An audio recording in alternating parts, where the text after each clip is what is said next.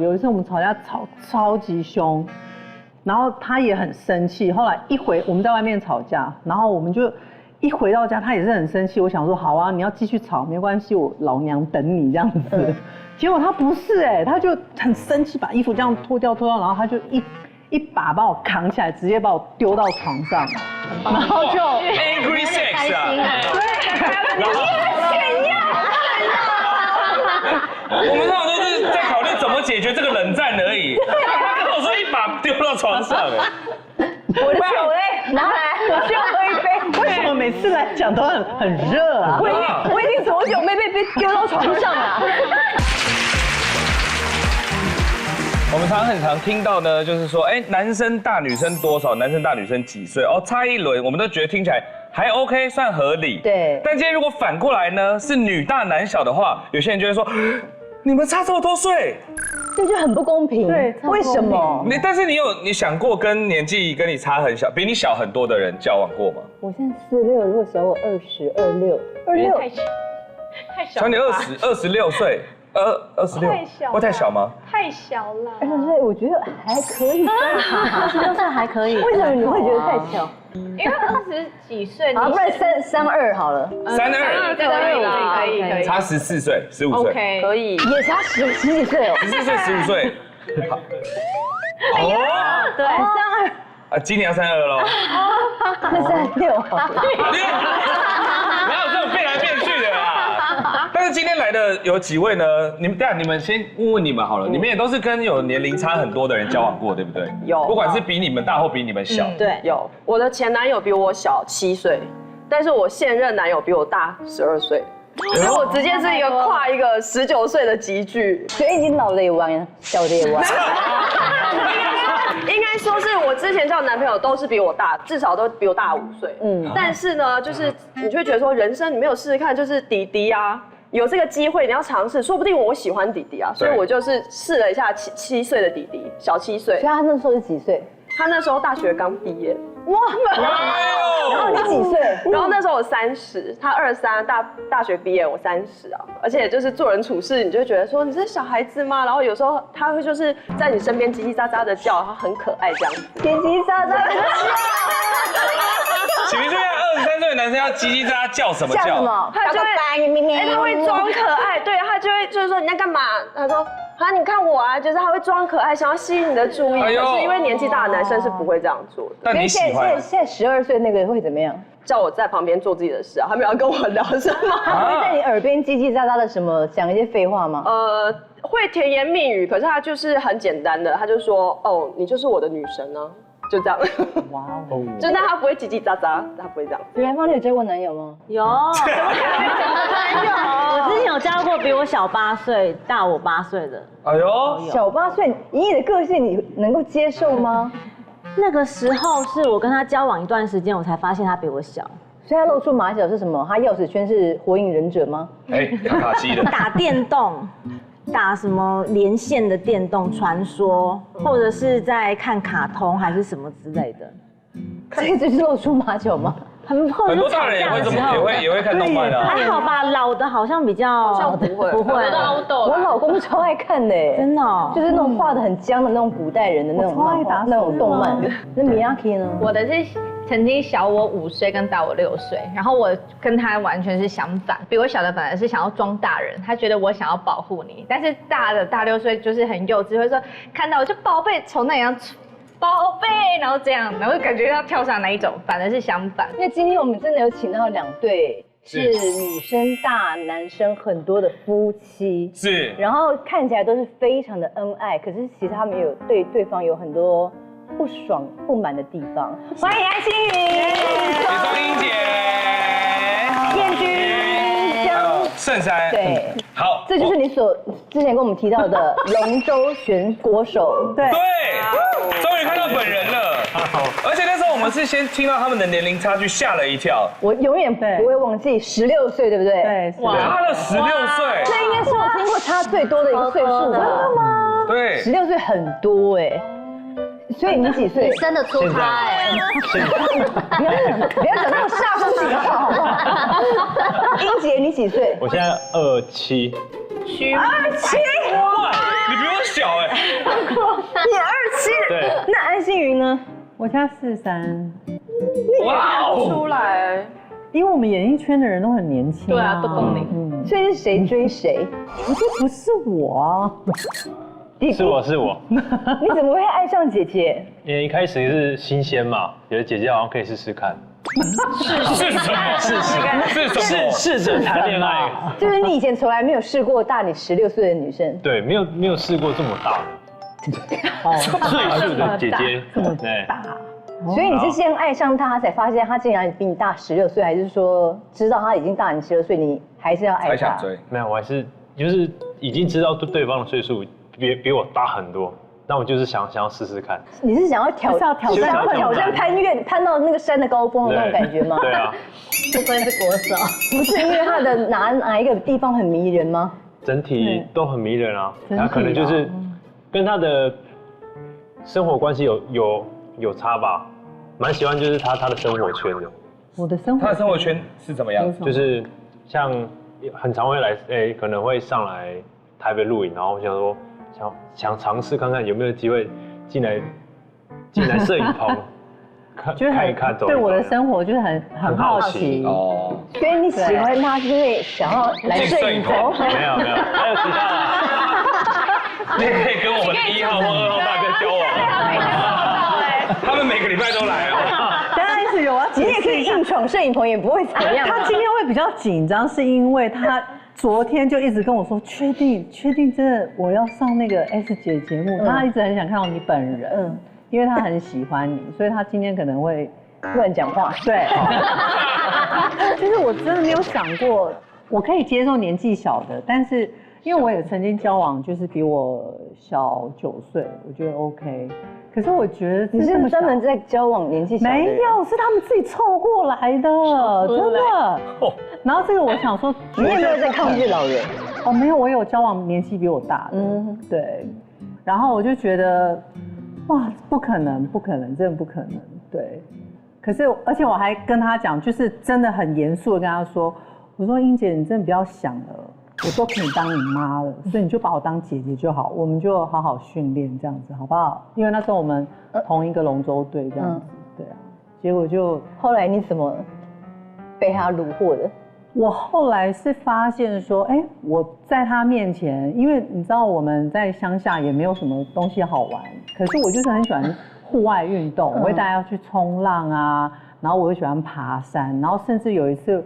我跟我的好朋友们，我们还在乡下玩那个泥巴赛的游戏，就在田里面。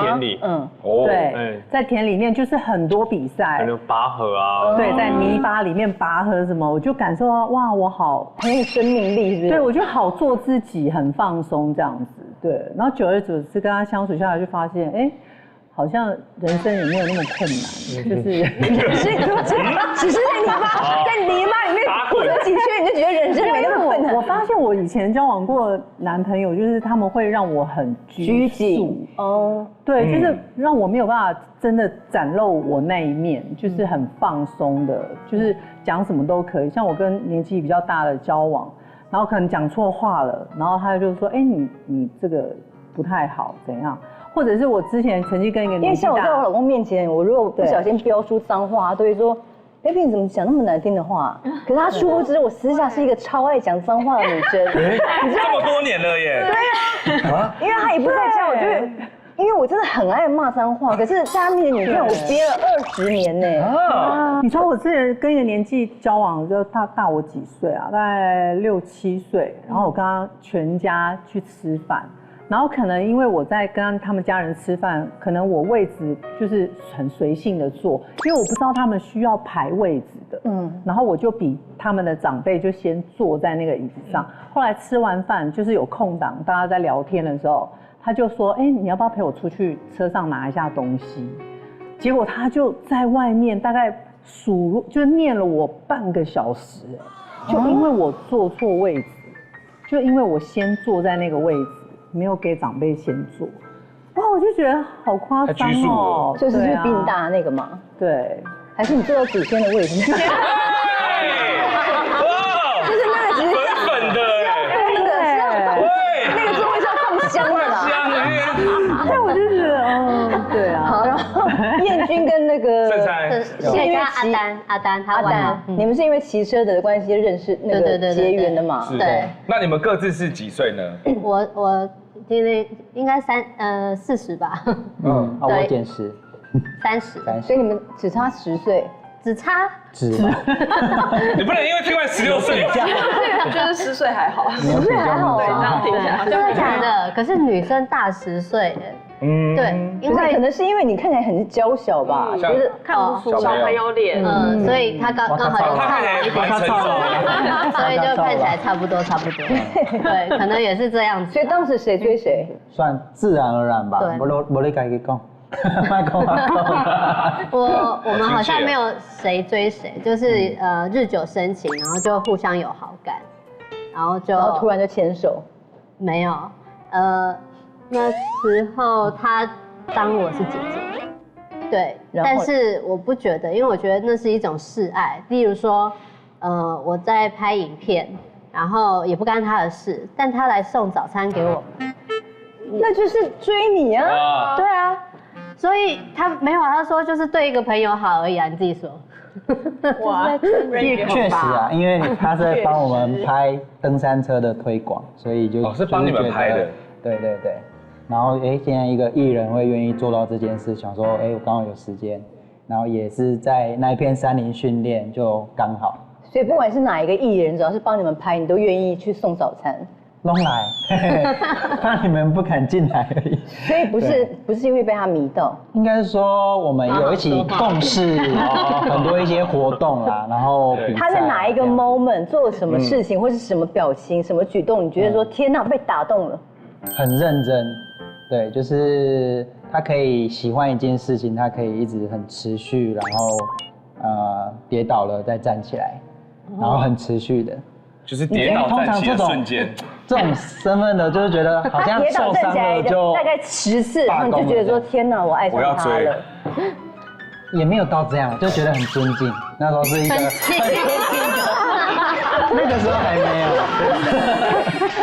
对，那先从尊敬开始。对。那到底哪一个 moment 爱上他的嘛？对 ，get 不到这个 moment 啊。我跟你讲，他是那个很多朋友都觉得。他明明就是喜欢我，你们两个明明就是有感觉，但为什么他都没有反应或者是不承认呢？所以我们其实是有一点是朋友凑合在一起的。那你们俩现在到底相不相爱啊？我们当然相爱啊，当然相爱啊，因为你讲的是朋友硬把你们凑在一起的，是凑，就是好像不想要去面对真实的感觉，因为可能真的是年纪差太多了。所以我们都会觉得说算了，也不要耽误彼此。因为我有想要生小孩，想要结婚啊，可是他的年纪正值是要闯事业的，我也不好意思，对，所以就不想要想太多。但是我朋友都觉得你们两个可以，就朋友会说醒醒吧，你们俩是相爱的。对，所以就好啦，试试看这样子。要开始面对真实的人生了。对，因为大家都对于这个女大男小有很多的疑惑。首先我们来听一下这个。缺点是哪些呢？时间管理差，对，时间管理差什么意思？因为他就是一直以来都是运动员嘛，然后就是运动员的生活就是训练休息这样子。然后我们也是因为一起练习，然后才会有很多就是吃饭的时间，然后相处在一起这样。可是后来我们就是结婚之后。我就发现他怎么就是除了运动休息以外的时间都在睡觉。我每次跟他说，走，我们去那个太鲁阁，那个山我没有爬过，走，我们去那个鲤鱼潭爬山。他说，你确定吗？那很高爬得了吗？你有登山鞋吗？他不是运动员吗？对，他就是运动员，其实放假很懒，真的，因为他们平常已经是高强度的运动了，对，然后我就觉得很讨厌再不然就是比如说，我们知道这个月有一些就是家里面有一些事，比如说我妈妈生日啊，或婆婆生日，然后我们可能要规划一下，又遇到比赛，然后他就是都是感觉派的，他就觉得说那我们当天再买礼物就好了，就是他不会先规划好，然后我就会喜欢说，哎，那我们还是先怎么样，先做 A， 再做 B、C、D， 那他就会乱跳 C、D、B、F 这样子。OK， 对，时间管理这个我还可以理解，但下面你是想要炫耀给谁看？这是什么？这一条太好笑了。你到底在拽？老少妹的缺点，你在拽什么？是冲动，不懂前戏。老实说，真的，我觉得我也要感谢我自己，体力真的好，所以我觉得。等一下，你记不记得星云上次来节目有讲过说什么一天几次3次，不是6次，什么6次还7次什么的6次，然后你都说你只听过3次啦，就是体力很好的时候，对，一天真的有到7次，没有到那么多，6次，对，差不多。所以你希望有前戏是不是？就是也不要一下子就把衣服脱掉，对。要怎么讲？我怎么讲？没有节奏。他通常性冲动来的时候，就是会没有节奏。行径是什么？他行径是怎样？就是可能就是双眼会发红。脑充血啊！可能这一餐我们晚餐吃完之后，他就觉得，就是他会这一餐吃特别快。就觉得好像就开始有一点不对劲的感觉。对，我就觉得说，哎，你那么急干嘛？这个时候时间管理就很好了，跟时间很快。然后双眼发红，再不然就是故意洗完澡的时候就是不穿衣服，对，就会直接走出来，然后就会说，哎，老婆，你有看到我那条内裤吗？你明明就不想穿内裤。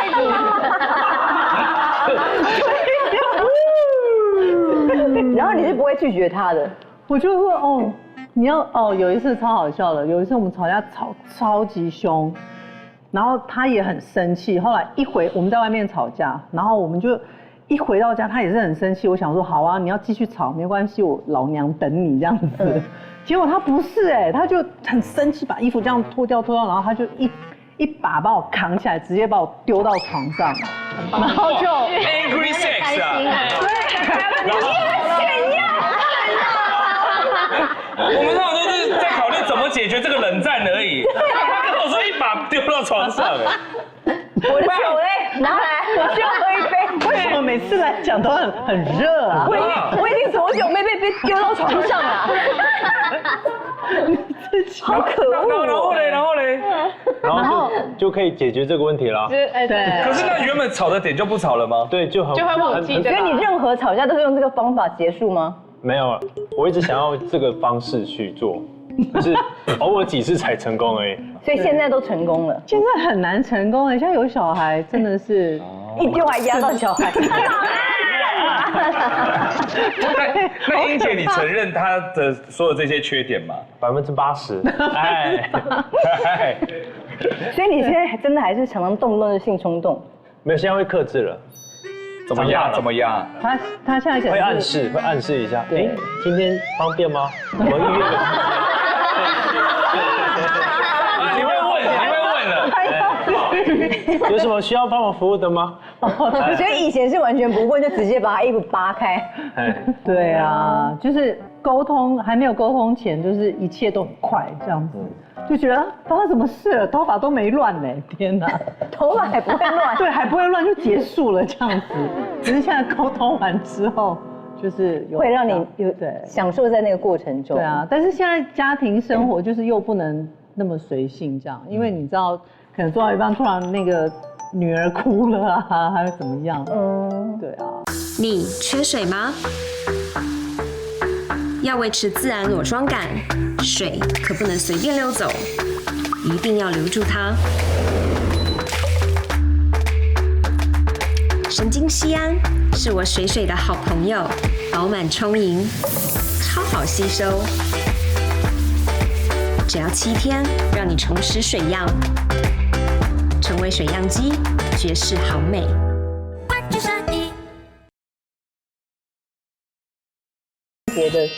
觉得的缺点是很情绪化。很情绪化。姐姐应该不会情绪化吧？姐姐，女生怎么会没有？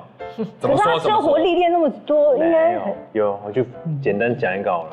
前几天吧，早上起来完前一天也没什么事，大家都很和平。一早上起来就揍我，揍你？早上起来就先揍我。我想说我怎么了？哦，我还没睡醒，闹钟也没响。不对啊，没有吵到你吧？他说你干嘛？为什么在我梦里跟其他女生走在一起？还牵手，我看到你们了。哇，我想说，那请问我做了什么事情吗？我更抱歉好不好？不要，你现在不要碰我，不要跟我讲话。我可以一天只是做梦而已。做梦而已。哦，好气哦，超气。可是你打他是真的使劲的打吗？完全啊。对，是出拳打他胸口？没有，打肩膀啊。打肩膀，不然就是手就啪。反手的，反手打脸吗？哎呀，反手啊！然后当我都有下意识的闪过。他反应也很快啊，也打不到啊，就打肩膀而已。对，对啊，反手回来再这样打肩膀。哦，所以你常在家被殴打，是不是？也没有啦，没有啦，这不好说。说了啦。所以你们有没有为真实世界的事情发生真实事件？真实。情绪化还好，没有呢，他很快啊。比如说带小孩啊，很累啊，他会不会突然就拿你出气什么的？那我也还好啊，可能就是我就没有顾到吧。因为他会带小孩的原因是因为我们没有后援，几乎都是我们自己带。那相对他可能带时间比较长了，那相对我就工作完回来赶快回去帮忙带。然后他可能就是小朋友今天状况特别不好，很难顾，他说哦。然后赶快丢给我，他说哦，今天弟弟不好顾啊，叭叭一大堆。然后桌子还没有弄，然后那边还没有弄，你赶快去弄。我就背着小朋友这边这样边做然后边听这样子。对，所以你是一个完全不会回嘴的人。不会啊，干嘛回？哇，怎么乖？哦，这会是弟弟的好处啊。对啊，所以老婆无论怎么发脾气，你都不会顶嘴。不要顶啊，顶没有用啊。那下一个是什么？哦，这个是把小孩忘在超市。对，这然后弟弟现在6个月嘛，我现在有2个小孩，然后有一次他带小朋友去超商买东西，买完他就因为我的大女儿就想说她要去到甜品店吃东西，因为我们答应她说要吃甜的。结完账之后就带大的离开了，然后他就一上车发动车子，好像什么东西没带，怎么没有声音？回头一看，哇，小的在那个柜台那边等，他推车，他在婴儿推车，还在推车，然后他就真的会忘记挂在那边。对，可是你不是也在吗？当时没有不在，你不在，我带他们2个，对，真的超扯的。还有吓到还有一次更夸张，我们全家去公园玩。你觉得这是因为年纪大的关系吗？我觉得生完小孩真的记忆力会衰退，对不对？好可怕哦，真的。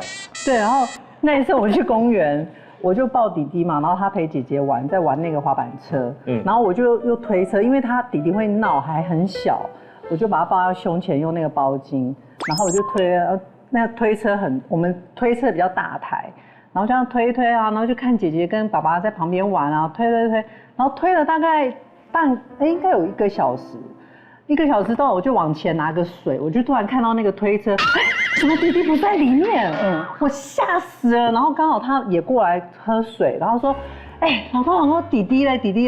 然后他就，弟弟哦，你要不要看一下你的胸前？然后说：“哦，在这里，那么重，没有看，因为他还很小，对啊，你这很恐怖，完全忘掉了。对，所以我觉得我很扯，就怎么会这样？哦天哪，说出去真的会很好笑。因为一般人就是顶多就是说我的眼镜呢，然后就戴在头上。你那个小孩过来，对啊，眼镜他这个真的有发生过他常常发生这种事，是不是？对啊。好，另外一个校花有代沟。哇，这个真的很严重。哪一种校花有代沟？例如说像 LKK。真的是他听不懂 LKK 吗？或者说遇到一些是哇，杰克真是太神奇了，这种就是会你很自然而然会讲的这些东西。打伤脑筋，他没有感觉，你知道吗？打伤脑筋，这我不知道这我不知道。又有代沟了，没有人知道吗？你是代沟，以后大哥你知道吗？有在找大哥。打伤脑筋你知道哈？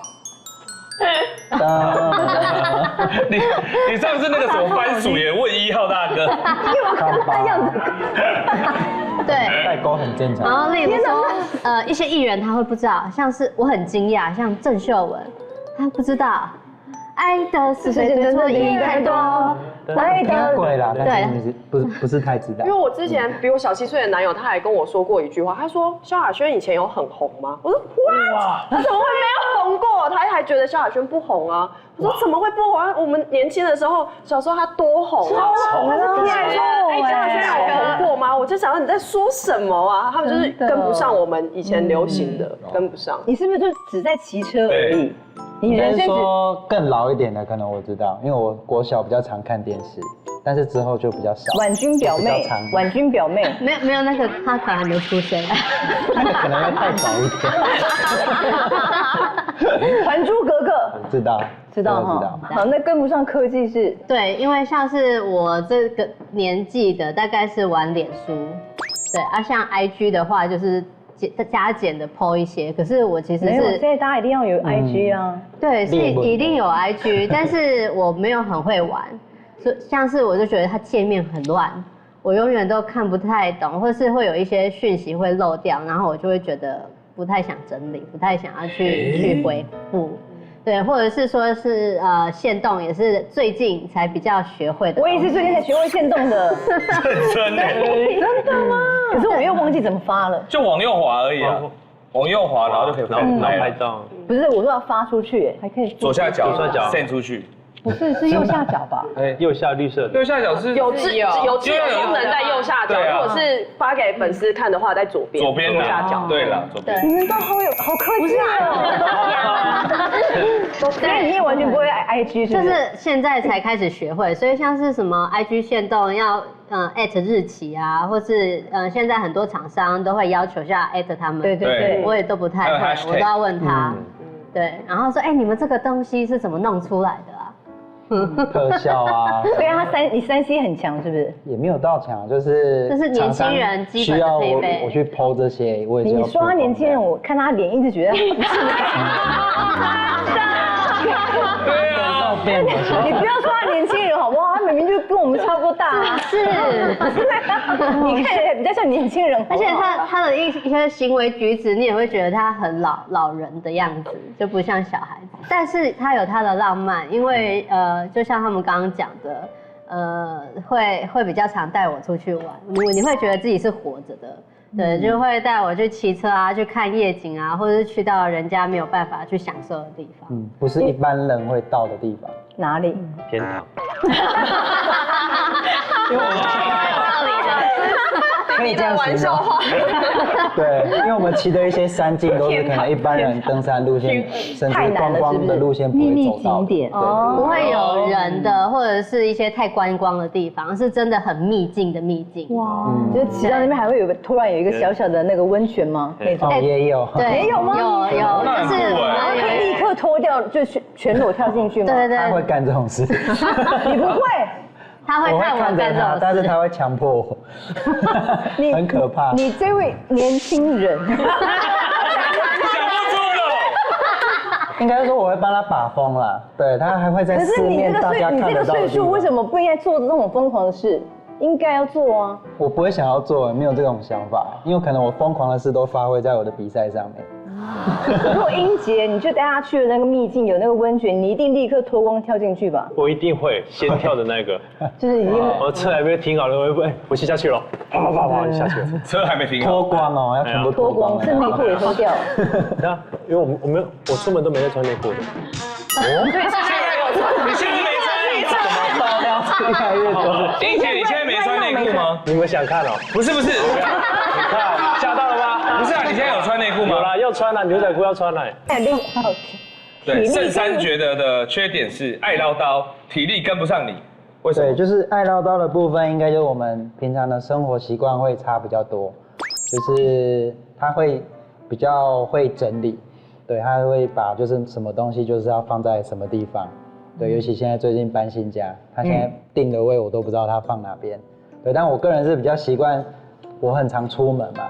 所以我把所有的家当我都会塞在我的车上，但他就是每一次上车，他就是一定会念一次，就是说东西就是要放在家里啊，车子就是要保持净空，对，但我的习惯就是什么东西都你会跟他讲说，在车上。好，知道了，不要吵了。他就是会一直讲啊，即便我可能类似说，好暂时放一杯水在桌上，可能没喝完剩半杯，对，那我只是可能去洗个澡出来，他也是会念，他就说怎么喝完的水杯没有拿去洗啊？你是不是幻想你洗完澡出来，你会再把那半杯喝完？对啊。你不会，会啦，你就会放在那边。我是会喝的，你不会喝，你就会放在那边。真的。你不可以把你小孩的代入感靠到他身上，他30了。没有水是还好，但是我真的很受不了是有饮料，饮料，因为那东西很难洗，它会搭的，然后就会粘在那个手里上面。咖啡也是。而且他如果说等一下他会喝，更不会喝。他不会喝，对，而且他吃完东西就是放在那边，对，他就会停在那里。对，或者是他可能真的唠叨是不是？没有这种恶习啊。对，他或者是他东西，真的都会从家里门口开始摆什么啊？就包裹很多吧，拿回来的东西嘛，可能我在外面啊会有什么包包啊，或者是买的东西，他就会先从门口开始摆堆，然后就没有地方可以走动，所以他不会拆开来整理，然后放到哪？但这只是2分钟的事而已，他就要讲哎。没有，不是2分钟的事，你放到隔天有出入，你放到隔天，他还是在那里，再隔天他还是在那里。他就是一直说我会收，但是永远不会收，对不对？你就是不会收啊。有啦，他因为有收的时候，他也不会特别有印象。所以这是你们的缺点。对，但其实听起来也蛮甜蜜的。对啊，其实讲来讲去也是年纪差的小可爱。对，那优点会更可怕吗？来了，好，追求多次不放弃，他刚刚讲很体了嘛。贴啊。应该是说他本身就是运动员的精神吧。对啊，就是他可能在他训练上面遇到一些，就是他没有办法突破的那些环节的时候，他就会想办法去调整，然后调整到自己就是他不跟别人比的。我蛮喜欢他一点，就是他不喜欢跟别人比，他只是每一次都跟他自己的成绩比，所以他就是越调整越好这样子。可是我觉得我其实还蛮抱歉，就是那时候我就是一直跟他从开玩笑说，哎呦你就把我当姐姐什么什么，然后一直到最后很严肃，就是没想到他真的成功了，就到后面就真的成功这样子。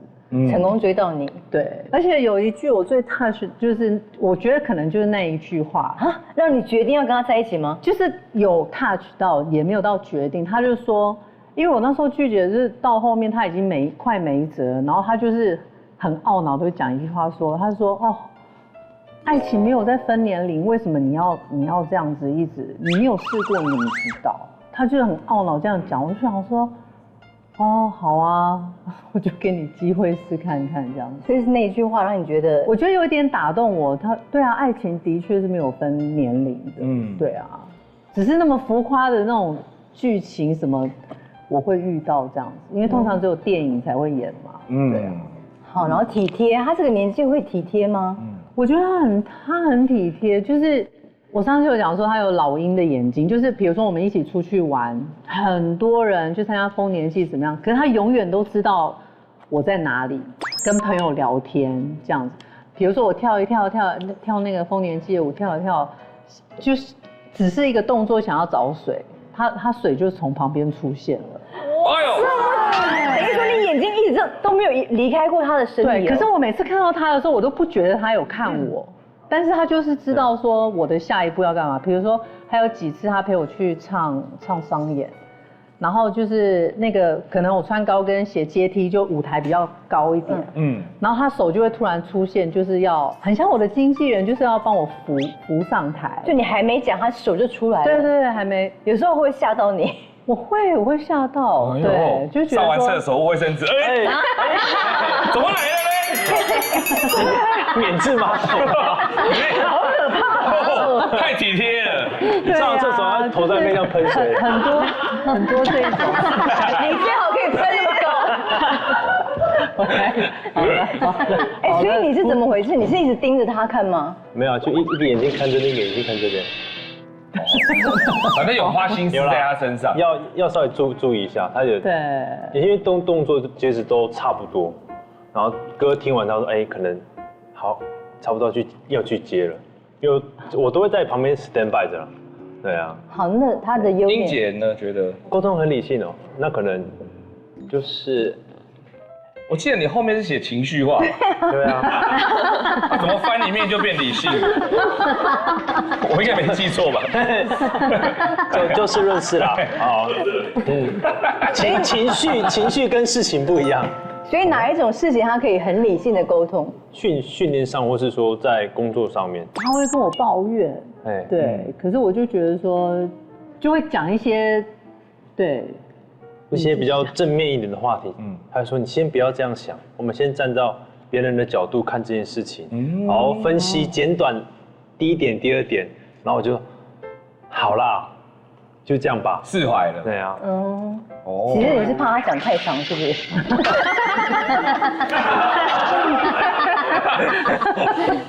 因为你如果不赶快说好，我知道了，他就会可能到第10点还在讲。没有，我不会讲那么多哎呦，对啊，我们有 get 到 ，OK， 对，很有人生阅历，对啊，这要展现在哪一个部分？这个生活圈很小。哦，他可以带你去摄影棚 ，OK， 可以。很容易满足哎。有变年轻的感觉，就像你刚刚说的嘛。对，或是他下礼拜要去当兵。你还没当兵？为什么你会还没当兵？因为我一直在比赛比赛。哦。但你是当1年呢？我是4个月的。我都觉得你是荣民了，你还没当兵。怎么会没当兵啊？你不觉得自己很年轻吗？你还可以去那个这个叫做什么？陪老公陪老公当兵哎，40岁你还可以一直在问说有没有恳亲的时间？对，因为他只要去12天而已，我说那12天有恳亲吗？12天啊，12天没有，12天你还要啃啊？就想要去感受一下。对啊，那种 feel 对，或者是他常常会带我出去玩，就像刚刚就是遇到一个那种天然的温泉，然后我就觉得哇，好有感觉，然后跳下去，然后裸体，就是觉得自己是很年轻，然后或的那对，还活着的感觉。哇，那你觉得那个彦均的优点是？我觉得这是可以一起讲，他就是非常的做事有他的方式。毕竟还是多我10年的历练，不要再说我看不出来。你不要讲，因为我真的觉得没有哎。他就是在一些，我很想叫你江大哥。我觉得唯一有一个可能性是圣珊，你会不会是晚报啊？晚报10年，有没有可能呢？对啊，你分明就是江大哥，你干嘛装年轻人？江叔啦。其实我觉得在这个圈子比较会被认老，其实在我们体育圈也没有特别被认老。好像其实还好，有哎。骑车圈里面跟他同年纪的，是不是都长得真的是年轻人的脸？不一定，而且他们其实看起来会更黑啊。因为我其实在同样运动项目，我其实算很白的。哦，对，不要。你有在注重美白跟防晒？应该是我们在北部树林比较多，对，所以我才从事的这个项目就是比较不会被晒到。谢谢江大哥的分享。如果不想晒黑，记得骑北部的树林。哦，我说听起来优缺点其实都有。我觉得优缺点根本都是优点，想放闪，对不对？但是如果真的还蛮不错的，真的小鲜肉。你先跟我讲什么用啊？你先跟我讲这个干嘛？可能唯一缺点就是老不够老。他看到什么菜都还说，真的还不错。对，那我就结婚了嘛。谁不想要小鲜肉？对不起。如果是以姐弟恋来说，因为我刚刚听完这些优缺点，是不是还有什么事情是可以特别注意的？在交往上面，就姐姐应该要保持状态吧？对，状态。我觉得保持状态很难，女生老的也比较快一点，所以跟弟弟在一起，弟弟又比较年轻，那个差距感马上就出来。因为我之前跟比我小7岁的男朋友在一起的时候，我就很常被他身边的朋友叫阿姨，他很那心里会暴击，因为他是有在教那个运动，就是1对1家教，比如说像健身或球类之类的。那你一定看起来更年轻啊！对，而且他那时候又大学刚毕业，他就很年轻，然后他是室内运动，所以又白白的，看起来像小朋友这样。然后他当时教了一个学生，是那时候他大概国3，然后那国3每次看到我们2个，他就会跟那个教练说：“哥哥好。”然后看到我他就说阿姨好，然后我就很气，然后我实在是有一天我真的忍不住了，我就跟他说，弟弟，你既然叫他哥哥，你叫我就要叫姐姐。然后那个弟弟就转过来看我说，因为刚好我又认识弟弟的妈妈，你知道，他就转过来跟我说，你不是跟我妈同年吗？我当下就是真的是有点晴天霹雳，我给你们看，我就有带张照片来。其实这张照片呢，是我大概3-4个月前而已。怎么可能？我当时候被叫阿姨的时候呢，其实比这张照片的状况再更福态一点。但你现在状态很好啊，怎么会瘦这么多？对我真的，而且你知道吗？其实我比他妈妈小了15岁以上。他居然跟我说我跟他妈妈同年，就是那个整个身体的状况，就是看起来就是比较显老，而且你知道经纪人也常常会碎念我，他就有一次我在别麦的时候，他就在所有的女艺人面前直接这样憋完麦，直接这样啪打一下我肚子，然后说，你要是肚子这样子，我自己出来录影就好了。我说好丢脸，真的超丢脸的。所以后来呢，我就有姐妹推荐我一个很厉害的胶囊，今天就是要带来分享给大家。好就是这个藤茶胶囊。其实啊，不管是男生还是女生，其实到了一个年纪以后，代谢什么都会很有感。像我自己最有感的是我在30岁以前买的裤子，以前都松松的。我后来30岁过后，很多件都穿不下。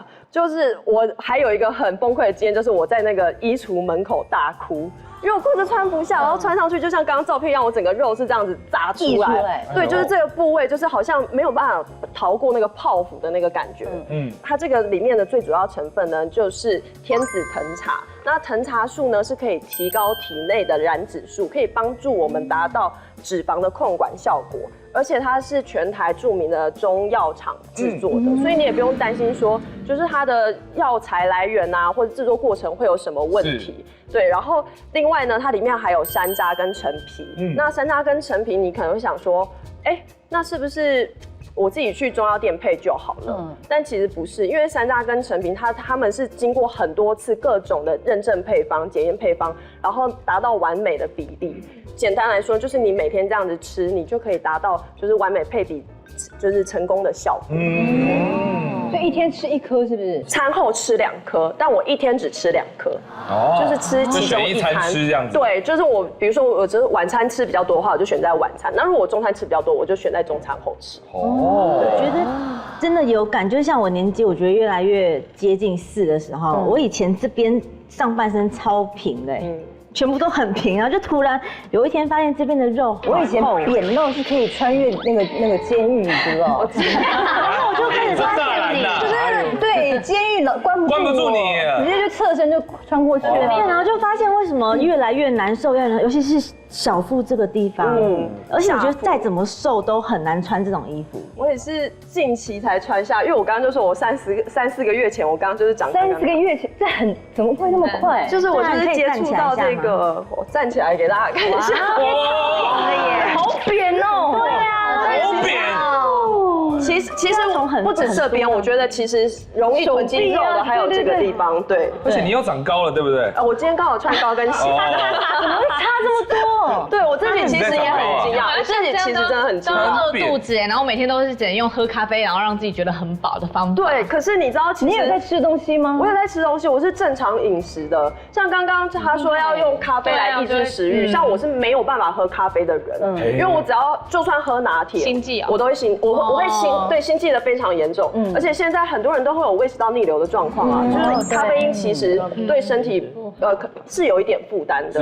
那这个藤茶胶囊呢，它里面是完全没有咖啡因，所以就像我刚刚说，我晚餐后吃，我也从来没有睡不着觉，就是还是睡得很好。我现在就是简单正常吃饭。简单运动，然后搭配这个藤茶胶囊。多简单的运动？就是有空，我今天有揪到朋友可以去打球，我就去打球啊，揪不到我就放弃。就是不是每天一定要上健身房？没有，我大概一天就是有揪到朋友打球的机会，可能就是1个礼拜大概1到2次。羽球吗？羽球。对，所以就是其实不用特别就是去做就是过多的运动，就是你能力范围就可以了。但因为这个藤茶胶囊呢，它每一次你在吃饭后吃，对不对？它可以帮你减少21% 的热量吸收。所以简单来说，就是你今天如果这一餐是500大卡好了，你的热量吸收，你的身体就会减少105卡的热量。哎呦，所以是不是很棒？很棒，对。而且我相信有些就是像上班族好了，他可能每天坐在沙发上，坐在办公桌前，然后可能太劳累了，他回家又是躺在沙发上，那他可能叫外送啊。那其实你这样子每一年下来做健检报告，你就会发现全部都是红字。那我自己是看到如果都是红色的健检报告，我是会很紧张。对，你们应该也会吧？对，紧张。对，它还有另外就是国家品质认证的标章，还有小绿人标章在这里，它上面就是有注明，就是有助于不易形成体脂肪。对，然后而且它都是汉本萃取的，成分也完全都是天然的，真的好险！当时我姐妹介绍给我，然后我还有看到冰冰姐的分享。像我现在就是每天正常的饮食，然后搭配简单的运动，每天就是吃这个藤茶胶囊。其实我大概配吃了大概快1个月的时候，我的身体就非常的有感，就是我的真的老人的肉啊，就已经开始跟我说拜拜了。然后大概吃到第8周吧，我就发现身边所有的朋友或邻居都会跟我说，哎，你现在状态好好哦，好棒哦！而且我的经纪人就说，哎，你可以回去露营了。今天就是要把这个好东西推荐给大家。哎呦，对，太厉害了，现在很棒啊！谢谢你的分享。每次在看电影啊，或是剧里面，都觉得说姐弟恋相差岁数很大是不可能发生的事，但今天活生生的例子就在我们眼前，其实是很俏皮可爱的，所以不要因为年龄。好羡慕你们哦。但是也请你不要再，就是说你也不要在那边乱推荐说真的很不错。对的，你对着我说干嘛？对着他们说好不好？他们还未婚，真的很不错。OK， 你们还有机会，我已经没机会了。放手一搏，放手一搏。